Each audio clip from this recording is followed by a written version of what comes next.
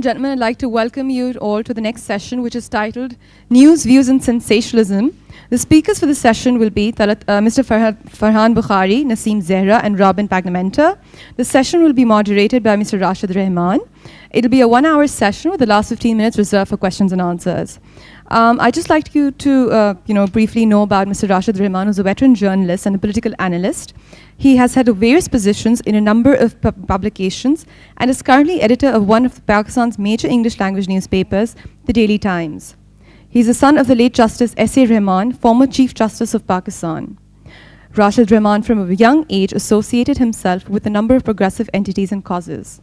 As a young man, he participated actively in the Balochistan movement of the 1970s, along with his younger brother, Asad Rahman. Several years later, he decided to adopt journalism as a career. He has formerly been the editor of the Frontier Post, senior executive editor of the Post, and assistant editor of The Nation. I'd like to request Mr. Rashed Rahman to begin the session.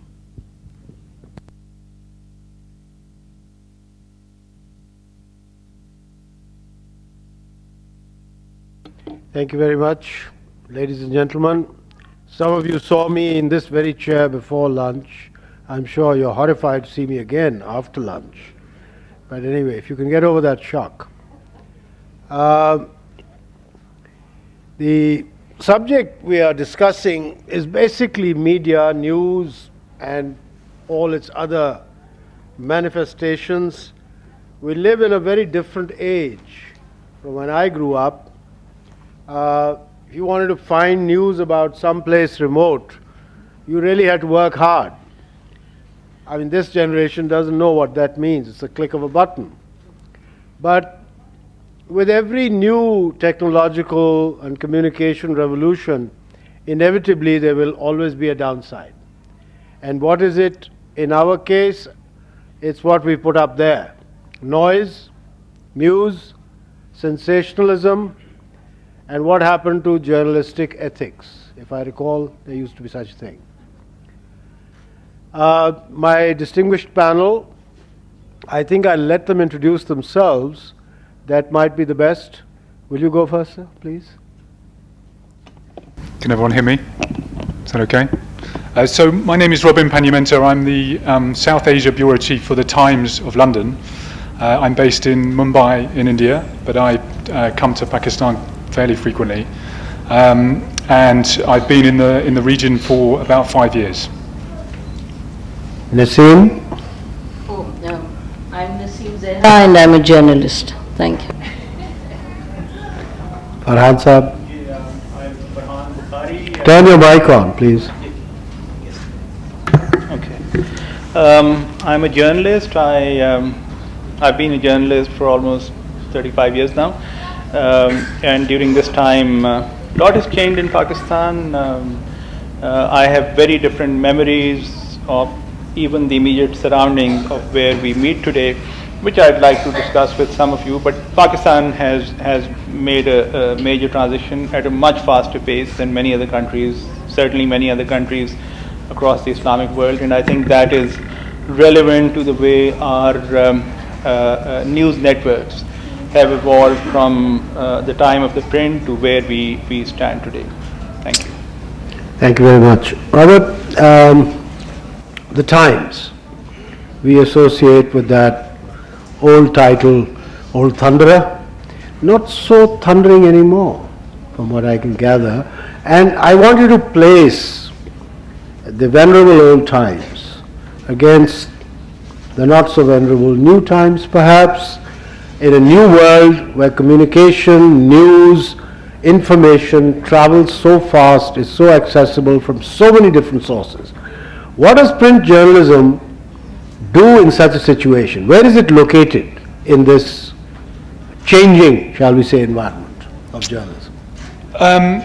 Well, I think traditional print journalism, certainly in the UK and in the West, is undergoing a very painful transition at the moment, really, from the traditional business model of print into this new and uncertain world of the internet and online news. It's a very difficult, it's an uncertain and painful process, and there are many different newspapers that are taking different approaches. Some are, like the Times has gone for this approach of quite a paywall, where on the internet you simply don't get access to our site unless you are a subscriber. It's a very rigid model, but many other newspapers are taking are taking different approaches, and some, like the Guardian and the BBC and the Mail in the UK, are going for this free-for-all approach, where anyone can get access to any stories all of the time. I personally think that over time, and it may take 10, 15 years, but over time a model will emerge, or perhaps there will be two models, but I mean that there will be a sort of gradual gravitation towards a particular model that seems to work. And the good news and the sort of encouraging thing from the perspective of the news business is that there are now, after many years of kind of watching print circulations in the West decline, there are now signs that people are making a successful go of the internet, and there are some publications, mostly in the kind of financial media. I mean, I would cite the August Financial Times, the Wall Street Journal. There are papers that are actually starting to make a commercial success of the internet, which is very encouraging for journalists and for the future of print media, and for the future of, I suppose, the profession of traditional written journalism. But it's an uncertain time, and I think it's that there'll be there are many questions that remain unanswered. There are many sort of different approaches that people are taking, and I think it will be some time before it all sort of shakes out. Nasim, on the terra incognita of media today, you started from print journalism, you made the transition to the electronic media. I don't know what else you're up to, but what has that transition meant, and I mean, what has that experience been like? And do you not sometimes long for, hunger for a return to where you began? Assalamu alaikum, everybody. Thank you, Rashed. We're always delighted to see you in that chair, and you talk about the younger generation. Certainly, we all are from the same generation. Let me just put that there on the record. That flatters me. Thank you. So, well, we all started to work together in a sense, and you've hit a raw nerve, asking me about print journalism. There's absolutely nothing like writing.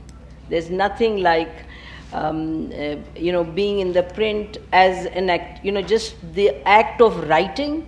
And if you decide to write, I mean, I'm sure most of us do attempt to write responsibly. And in the context of Pakistan, especially when things are always in a flux, when things are always in transition, when issues of power, issues of politics, issues of people are always a huge challenge. To be writing then as a journalist and to be writing responsibly, I think is a very sacred activity. The highest form of being is thought, mind, reflection. And in some ways, when you look at Pakistan, where Pakistan went wrong, I think a lot of the thought processes went wrong. A lot of policies went wrong. So actually, when you sit down the first piece I ever wrote was on Afghanistan. For the Nation, I'd actually come back to do my dissertation, and I went to see Mr. Arif Nizami, fortunately or unfortunately, and I got kind of hijacked into journalism, and PhD went out of the window, and I started to write. And and absolutely, there's nothing that I enjoy more than writing. But Rashed, if I may just interject for a minute and go back to what happened in Karachi yesterday, and I'd really like to say that the assassination of this incredible human rights activist Sabine Mahmood is a huge tragedy. We've lost a a voice that, you can agree or disagree, but she was a voice of voice for human rights. She was a voice who stood for people who wouldn't get space in mainstream, whether it's media or mainstream discourse. And so I think in our hearts a little prayer for her and for her family. Her mother, we don't know whether she'll live or survive or not, because she was also hit. And just on that note, I think that it's so critical, absolutely so critical, that the government and agencies find out who is behind this, because of all the questions that are being raised. But anyway, switching back to journalism. So there's nothing like print media. Why did I get into television?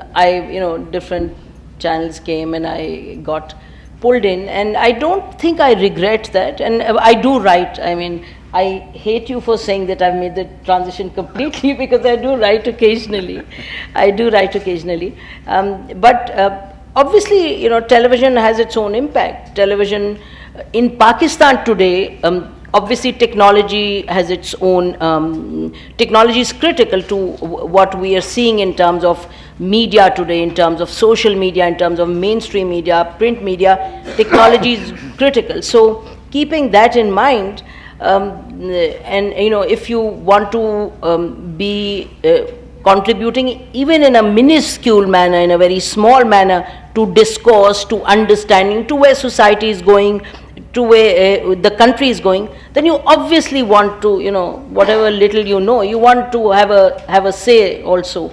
And in television, that's what we try to do. But television has its own limitations. It's just like a 40-minute program or a 3-minute or a 2-minute sound bite. And there's, in the case of Pakistan, everything is so connected. I mean, I often say to my friends, if you were sitting in Norway, or even Norway, things are not as good as they were 20 years ago, but Pakistan is very different. Pakistan, there's news by the minute, and it's not news that is unimportant. It's news that is affecting our lives, it's affecting where the country is going, it's affecting everything that is important and sacred to us. So being on TV is exciting. I miss writing, obviously, but television is, on television, I think, once I remember a group of us were sitting anchors, and I was saying to them that my brother, who's a pilot, and I remember asking him once that, what happens when the flight gets really bumpy, you don't know if you're going to make it, who do you think of? So I thought he's going to say, I think of my family, and so he said, I think of the 300, 400 odd, he's with Emirates, he said 400 odd passengers were sitting there, because they're my responsibility. So I always feel like when you're there as an anchor, you are in some ways, in a small way, piloting the emotions and the thought process of society. You're making, obviously there are hundreds of anchors and everybody makes a contribution. So I think it's very important. That position being in print, in television is also important. I think it's a sacred thing if you take it seriously. It pays a lot. So, I mean, I'm not trying to suggest that I'm some, do-gooder only. I'm not, I mean, that's my profession, but I'm just saying that, so television is very important, it's very crucial, it's very powerful. I was listening to what Robin was saying. My own sense on these things is that, again, going back to this book, about 30 years ago, Howard Zinn, this American professor, he wrote this book, People's History of the United States. And I remember then, Professor Iqbal Ahmed, he gave that book to me and he said, you must read it. People rarely write a book like this because you always hear about people in power, you hear their version. This is 30 years ago, you hear their version.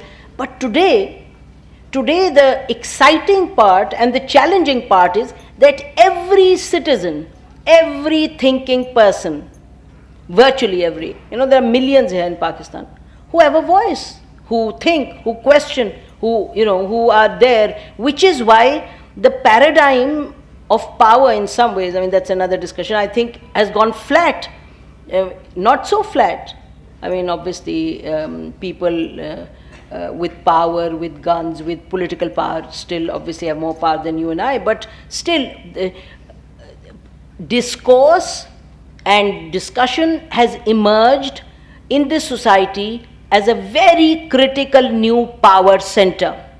So, Nasim Zehra is not anybody who can just sit on a podium. She'll be abused, questioned all the time on social media and, in every media. So I think that's the exciting part, that's the amazing part. So in some ways, this is a civilizational shift we are seeing with internet, with social media, all of this.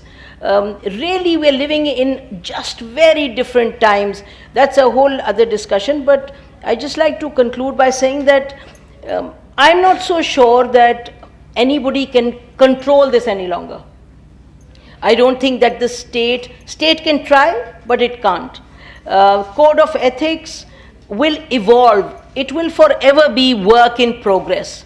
You'll have, when people give feedback, whether it's through viewing or whether it's through social media, you'll always have a hodgepodge going on. State will at times through PEMRA try, at times political parties will try, at times goons will try, at times militant groups will try, but so I think media will continue to adjust as it moves forward.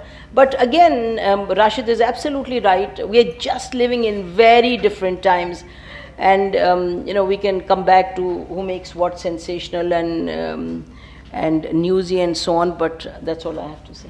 Thank you. Farhan, in your career you've spanned a number of the areas of journalism, financial, general, political, everything. And you too knock occasionally on television's door, I see you. How do you see this milieu?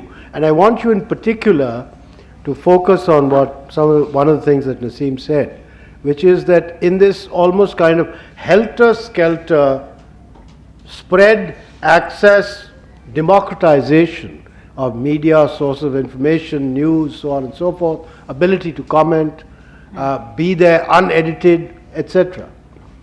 So in this milieu, where is it all going and where will it all end up, do you think? I'll try my best. Thank you. The last 2 days I've had to deal with and write two difficult stories which are far from pleasant, very unpleasant. In fact, last night it was Sabine Mahmood. The night before last night it was Warren Weinstein, who may have been known to some of you and whose death in a US drone attack was finally confirmed almost 4 years after he was kidnapped from Lahore. And made me realize that also these two stories were a reminder of what I get on my desk a couple of times a year, which is Pakistan being the world's most dangerous place for journalists, which statistically it is, and that is something that we cannot be oblivious to. That is something that we cannot ignore. The real life challenges on the front lines, far away from Islamabad, especially in parts of Pata, where I've got friends and I worry about their safety. Every time there's a call from a landline number in Peshawar, I anxiously reach out for my phone thinking, oh my God, it might be news, unpleasant news related to a friend. I've got many friends there in that part of Pakistan. And all that is, of course, a matter of great concern and ought to be matter of great concern. Of course, Pakistan should do whatever is possible to improve security conditions for not just people in journalism, but across the civil society. Last time I saw Sabine was about 2 months ago in Karachi. We talked about conditions in parts of Balochistan, and she was very concerned. She had lots of very granular information because she was somebody in the front line of human rights work and therefore received a lot of information from different sides. And what I'm about to say, I hope nobody would take that as reason for complacency, because far from it. I think in many ways Pakistan compared to the 80s or even the 90s is a country that has moved on for the better. And in net terms, I think the opportunities for ordinary citizens, for others to be better informed, to get more information. It's not a perfect world that we live in, but to get more information about their surroundings, their own country. Certainly that has improved. For a short while in the 1980s, I worked for the Muslim, which was located not too far from here, in the middle of Apara. And I still remember the Muslim used to come out every morning before it packed up with an inscription on the masthead which read, "The press and the nation rise and fall together." So I think in some respects you've also got to recognize that if there are shortcomings surrounding the media, then maybe they're a reflection of how Pakistan is a country.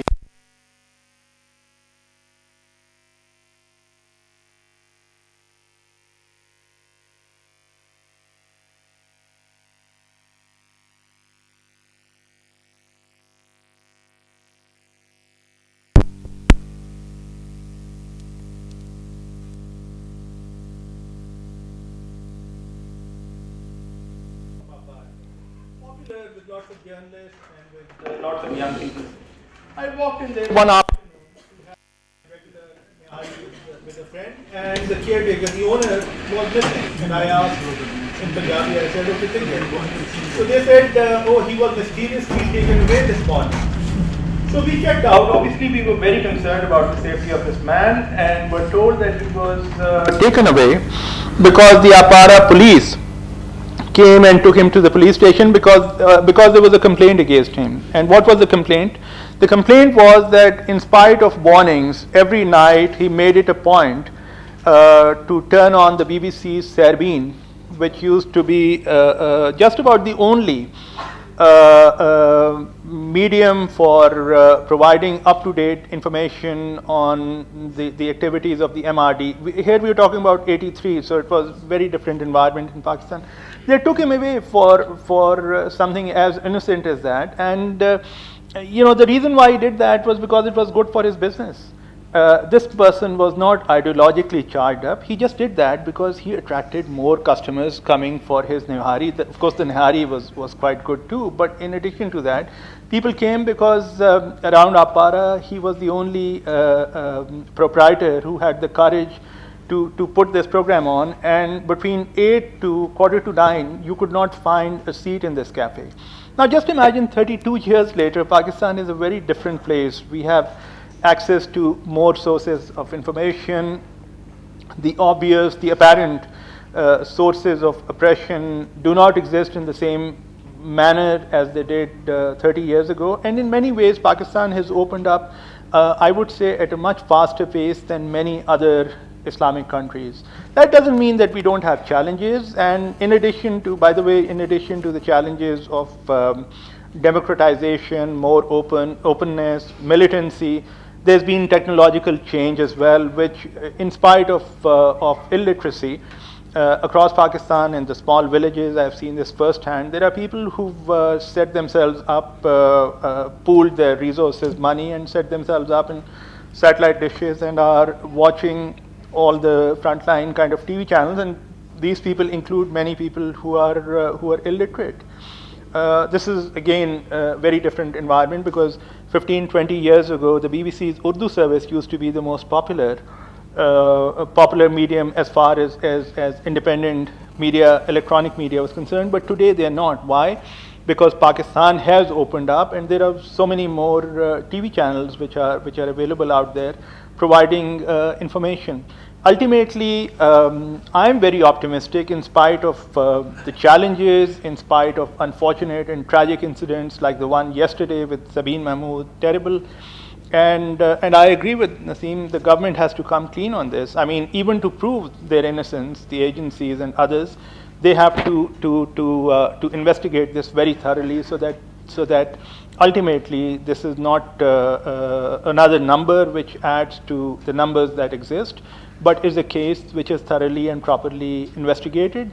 Pakistan will move on, of course, and I think the openness that has come about in Pakistan, irrespective of whatever happens on the political front, I think it will be very hard to reverse that. There might be some humps on the road, but I think the direction has been set, and that's a good thing. Thank you, Farhan. Thank you. Robert, the discussion you've heard, Pakistan is often described as the most dangerous country in the world for journalists. But now we know, especially since last night, not only for journalists, people who dissent, people who express themselves or allow others to express themselves who otherwise might not have an opportunity to do so, do run risks here. Is it a phenomenon that we can describe as the revenge of the old order against a new one which, as Nasim suggested, is difficult, if not almost impossible, to control the spread of information, access to information, democratization of media? Is it the revenge of the old order? I suppose, when one of the things that we think about with the internet and have thought about since the arrival of the internet is that it's going to open up this sort of exciting, new world of endless information, endless access to information.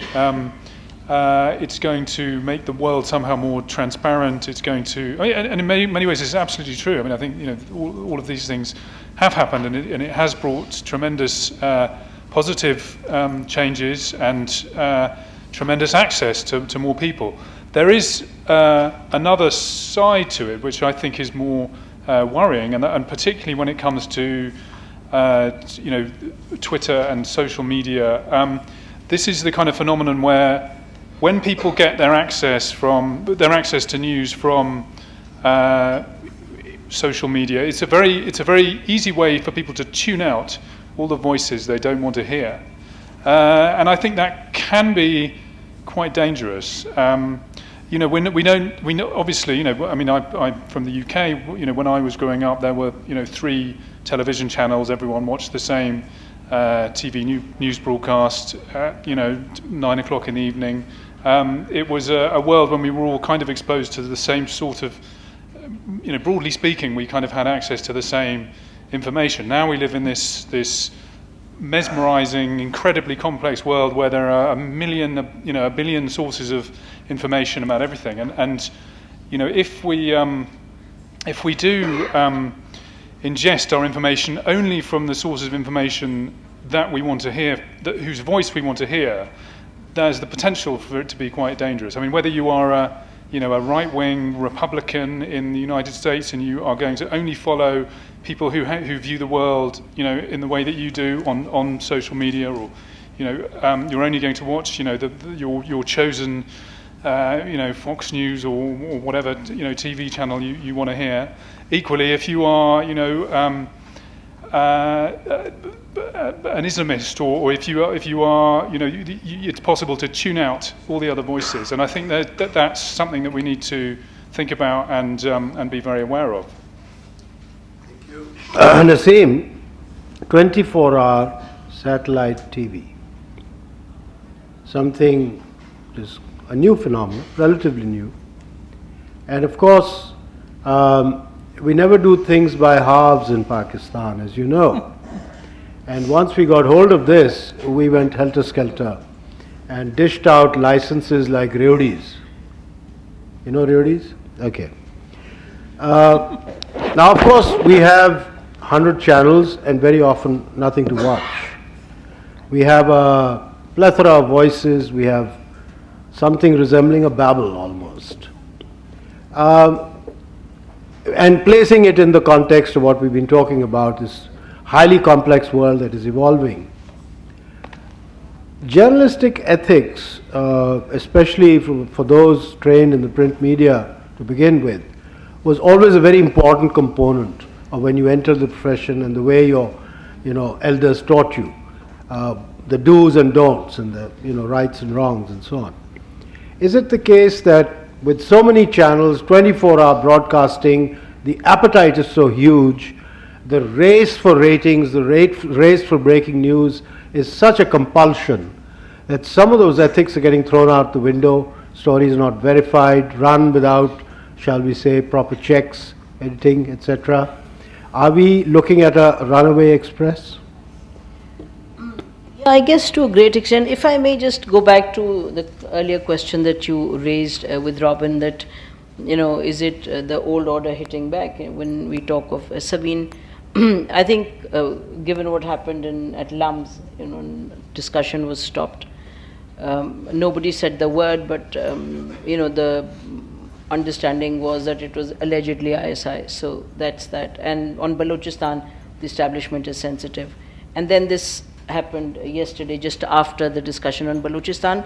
So, Rashed, in some ways, the obvious conclusion, the so obvious conclusion would be somebody from ISI, but obviously it's too simplistic. So, which is why I think it's so critical that they get to the bottom of who did it. And the other thing in terms of old order hitting back, I think that if we look at the order that we are in now, the disorder that we are in now, the disorder has, this proliferation of power and this proliferation of ugly power. So you have, name the groups based on, distortion of religion, distortion of nationalism, distortion of all of that. So you have terrorism in this country, which is obviously can be a source also. So just wanted to put that in context. Coming back to Runaway Express, yes, essentially that's where we are. But it seems to me that last 10, 12 years of television journalism. And when we look at also, I can talk about current affairs, programs, etc. The sense we get now is that there is an appetite in the society for more serious journalism. I think that for more serious television journalism, more sober television journalism. 10, 15, 20 years ago, news was kind of, a little separated from us. News was about something that we are hearing. Now, everything's hitting us on a day-to-day basis. I mean, all of you sitting here, I'm sure all of you have gone through anxiety, anguish for some reason or the other, because there are so many reasons in this society that have caused. I mean, while I agree with Farhan, I am a chronic optimist. I think we are moving forward in the right direction, but our journey is one which is a very difficult one. So I think today, when people sit and switch on the television, I'm not so sure. That's a question that you people can answer yourselves, but the sense we get sitting inside on the other side is that today people want to get facts, people want to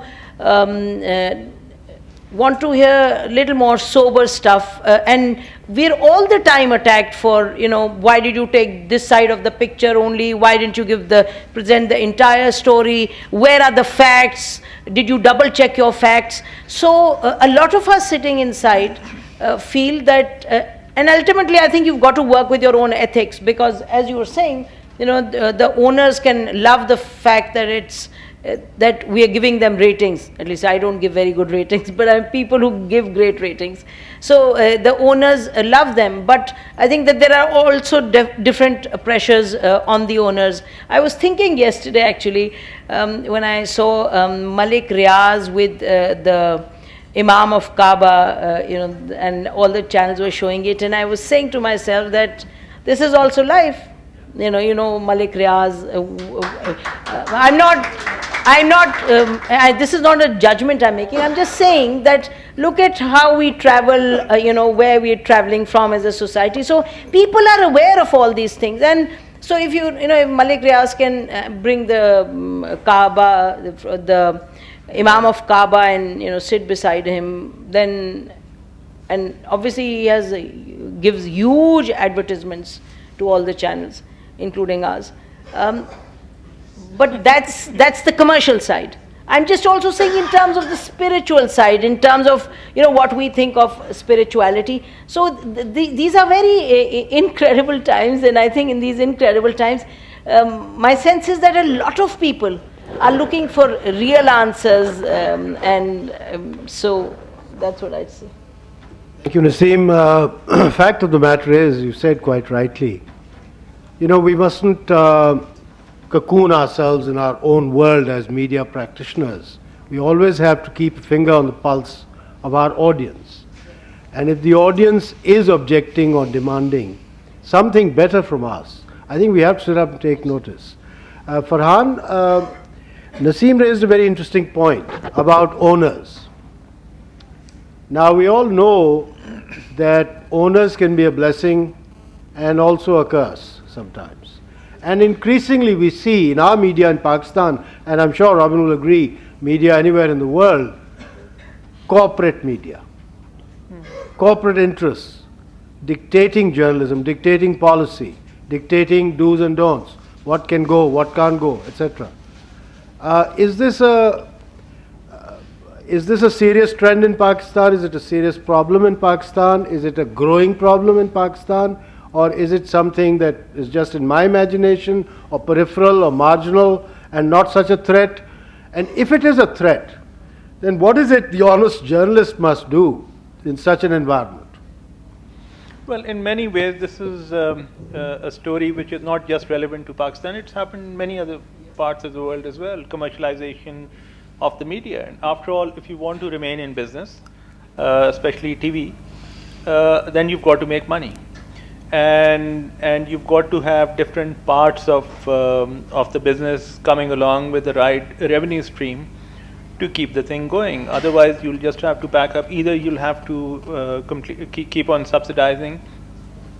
There's one planned TV project in Pakistan, which I'm not going to name, but the money suggested these days as far as their expenditure pattern is concerned is completely mind-boggling, because this doesn't fit into the realm of a serious business. I can't see how this upcoming project, which is reputed to be connected to different sort of interests, will be able to go into the expenditure stream that's being talked about and still make money. There's something very sinister about this. So you've got to be in business, but then the business has different sides. News organizations in other countries, the UK, I've been with the Financial Times now for about 25 years this year.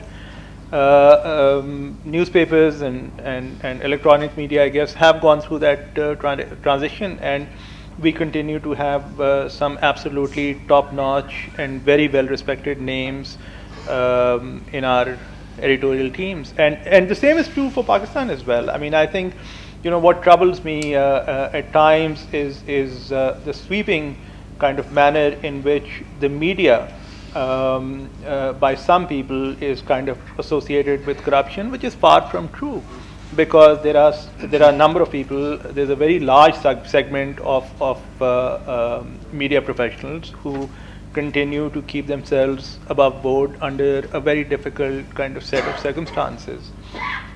You've also got to remember that there are other parts of the media as well. I'll share a very interesting personal story with you. I was in Karachi. I had to travel to Karachi some months ago, and it just happened that I happened to be there on Friday evenings. So Friday evenings, my favorite, trustworthy, very reliable Karachi rent-a-car driver would not turn up, and Friday evenings he would fall sick. So this became a pattern.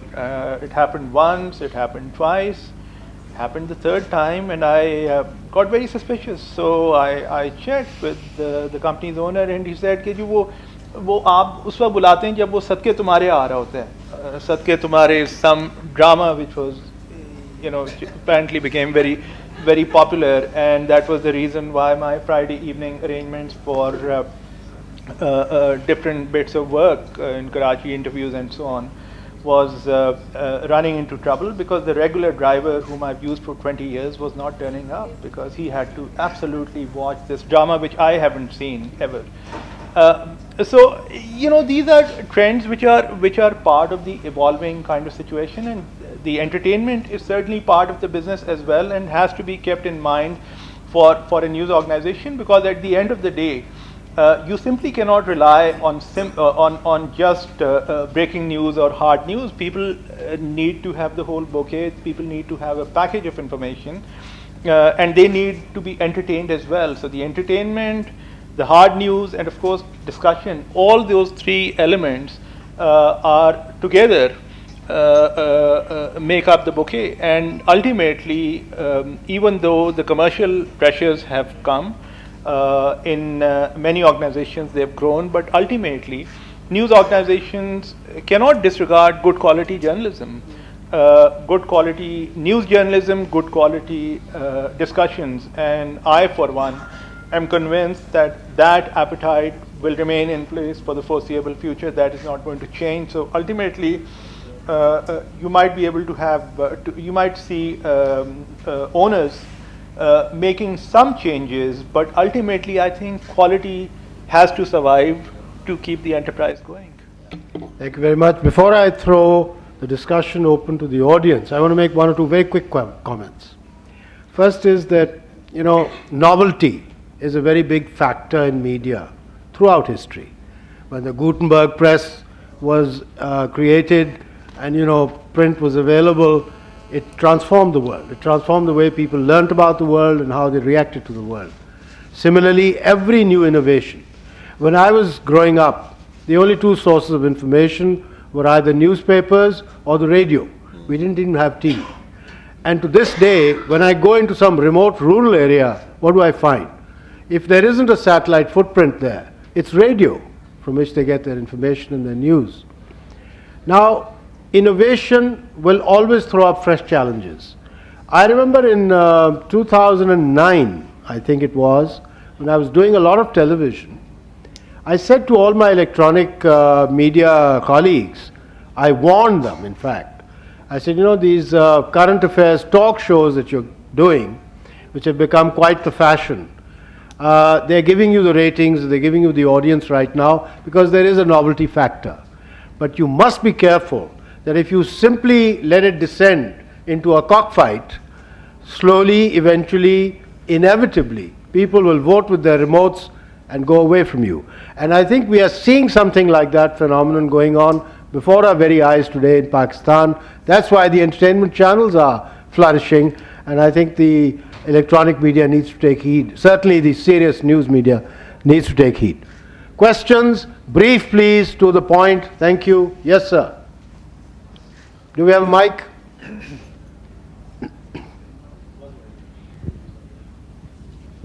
I will continue with what you just said.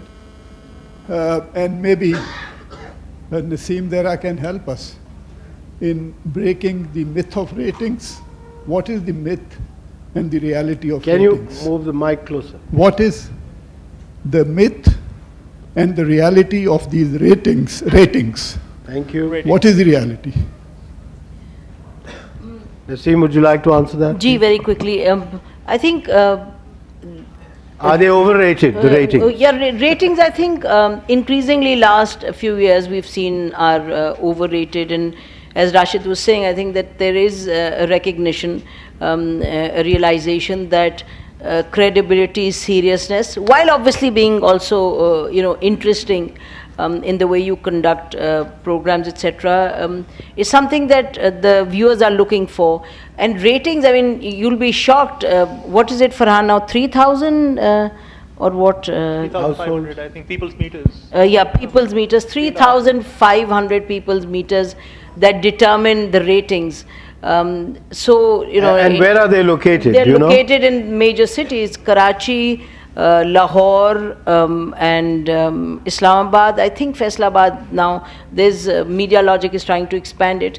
But I think that, and it's the same, by the way, it's the same kind of thing in India. I mean, in a population of billion plus, there are few thousand. And as Farhan was talking about corporate media and, you know, how the pressures are there. I was in Delhi when Prime Minister Modi took over, and our very good friend Rajdeep Sardesai and his wife were made to leave the channel that they were in. You know, Rajdeep had set up CNN IBN because of the pressures, because they had taken a very different line on BJP. But anyway, so corporate pressures always exist. But coming back to ratings, if you see the kind of people the channels are now hiring, the kind of anchors they are hiring, it's less of showbiz anchoring.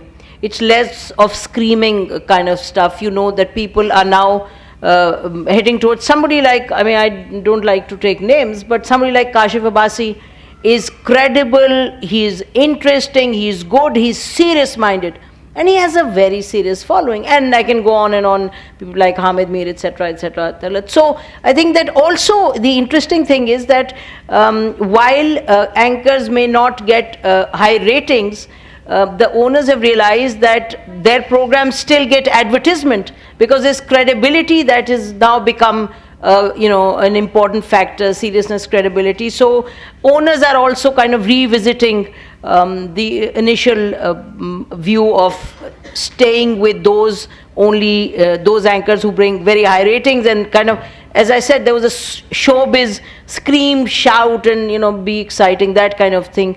That is changing over time, and we see a different kind of genre. I mean, look at Dawn.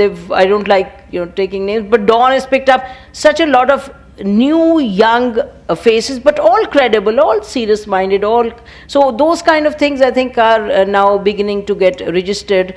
And another thing about television journalism is that if on the one hand, if we say that the society is in a flux and the viewers are looking for, and the viewers are aware of facts through social media, then the interest of the investor, which is to get larger viewership, and the anchors in the television to give the viewers those programs which have credibility. It means that if you get larger viewership, you will get more advertising. So you will get larger viewership based on credibility. So I think there is a real change that we are seeing in media now. Thank you. Sir,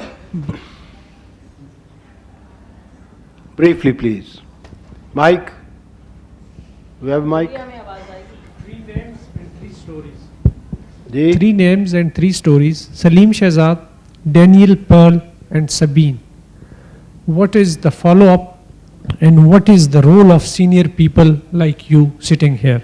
And second is, how big names have quitted from channels. Rumors are that they will be working together in one specific channel which is not being launched, and it is in red logo. Thank you. I don't know if any of my panel want to answer any of that. I want to answer all of them? Please go ahead. If people have moved to bowl, why it's, journalists are not prisoners. They should have a right. It's a profession. If they want to move, let them move. I mean, I don't see what's the issue. And if Bowl has enough money that they've got them there and will launch in due course, and they're professional people who are Tell them who Bowl is. They know. I mean, I'm sure the whole world knows what you mean. They are all very aware people.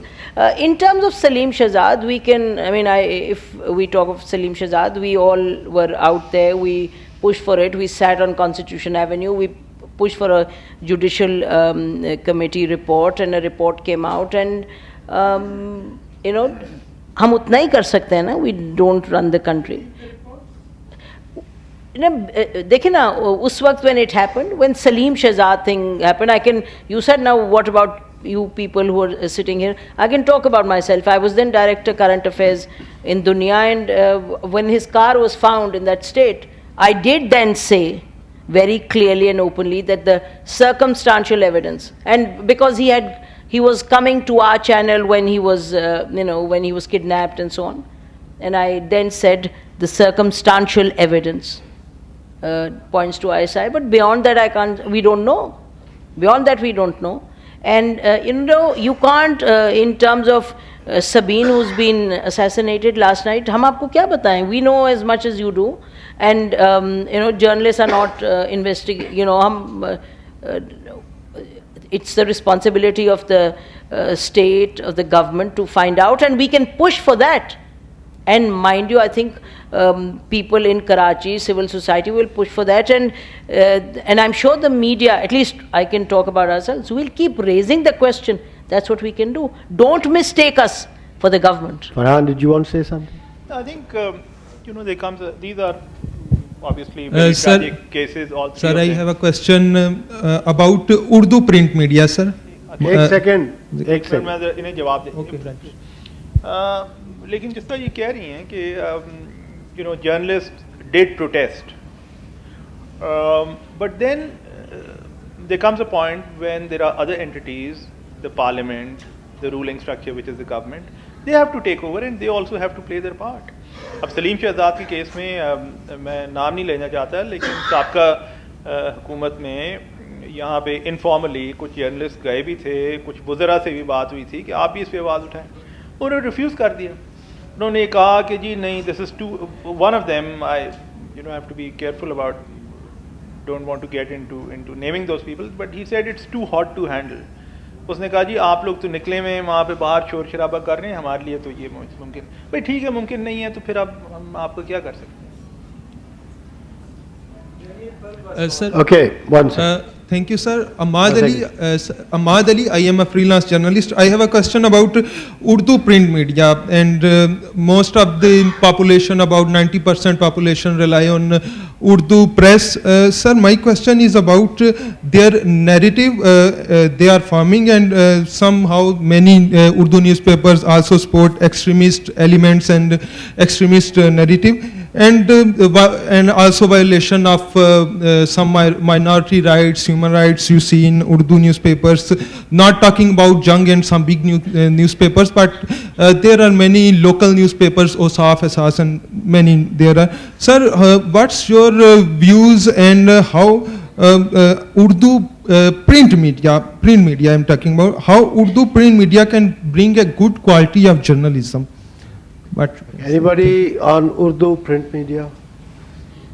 Well, I think Rashed is best placed to respond to that, but very quickly I would say कि आप सही कह रहे हैं कि बड़ा अहम है और 90% मुझे आपके जो आपने फिगर्स बताए, I'm not sure, but ये जहन में रखिएगा कि उर्दू टेलीविज़न के नतीजे में एक जो डिस्कोर्स उर्दू का है वो खाली प्रिंट मीडिया नहीं डिटर्मिन करता. So I think television has contributed to what I would submit to you is relatively more informed discourse. बहुत अभी तो कसर बाकी है, लेकिन relatively more informed. I think Urdu print media tends to be the mass media, okay? It's big circulation by saying. Certainly there is a lot of room for improvement. I think the most important thing is that journalists who go into Urdu print have to educate themselves about the 21st century world. Some of them are not there yet, with due respect. Can I just, Yes, sir. just add one thing? Can I just add one Yes, point? sir. Yes, sir. Which is that often we look at the Urdu newspaper, the Urdu media as for want of a better word, in a very negative kind of light. We do not realize the extent to which the Urdu media also plays a very positive role. आप district की खबरें पढ़ें. If you look at their coverage of the small backwater places in Pakistan and the kinds of news that they bring to your attention from remote areas, that is something which has to be recognized, because they are the ones who alert us to situations that are being ignored by others, and in many instances have played a very positive role as well. So there's that side of it that you have to recognize. Yes, good point, Farhan. Thank you. Yes, sir. Firstly, Nasim, as well as Farhan, thank you very much for your sobering and touching tribute regarding Sabine Mahmood. She was a voice for the voiceless. She was, she represented, a lot of things that we aspire to become. Both my questions are addressed to Nasim, actually.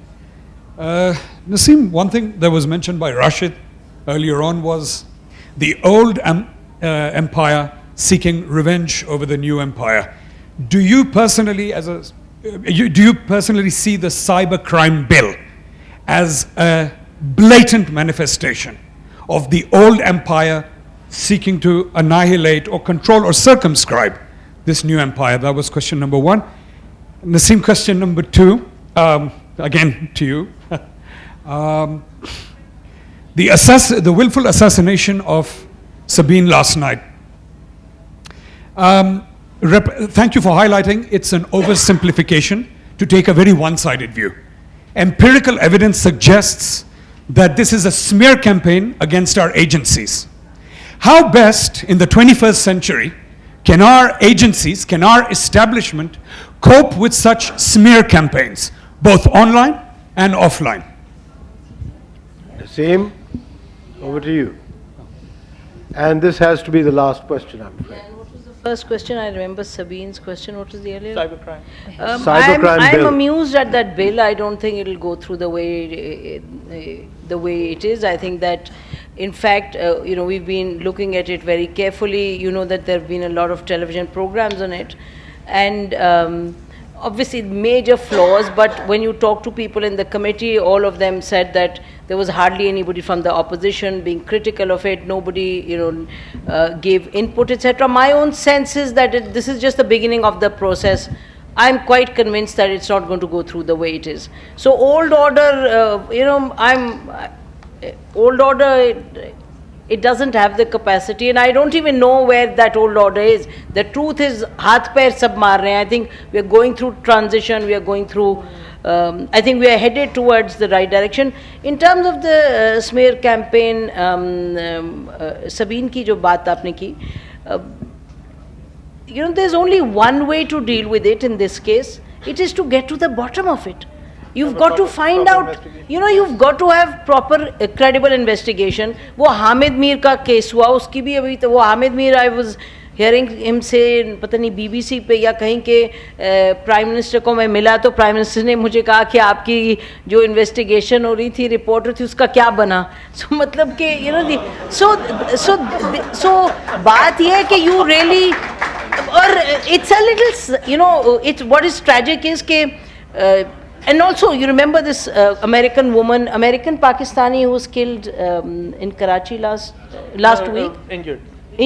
Deborah Lobo. Deborah Lobo, she was attacked. So obviously, things are not as simple as they seem. I'll come to you, Nino. But I'm just saying that we've obviously, the best way is to get to the bottom of it. And the moment you say, I, for example, tweeted that, it's very tragic and we must get to the bottom of it because the circumstantial evidence is very scary. As a Pakistani, I feel very strongly. I think that after 3 decades, we are headed in the right direction. I think I think the state, for multiple reasons, has been forced, because it's now a question of everybody's survival, has been forced to move in the right direction. So, and this whole Pakistan-China economic corridor, don't want to get into the larger geostrategic things, but those are also realities. तो उसका जवाब क्या है? उसका जवाब ये नहीं है to, I was told I'm a raw agent, that I've said circumstantial evidence. I will say it and I'll continue to say it because for me it's important that that the government and the state gets to the bottom of it, or that's the only way to deal with what you are saying. I think in the middle of all the noise and sensationalism, all the other flaws that have been pointed out in today's discussion, plus all the positives, and let's not forget those, I think the bottom line is we all have a duty as citizens, as journalists, as media practitioners to speak truth to power. There's no alternative. Thank you very much. Oh, one more question. Question ek tha. You're the moderator. There's a question, you're the moderator.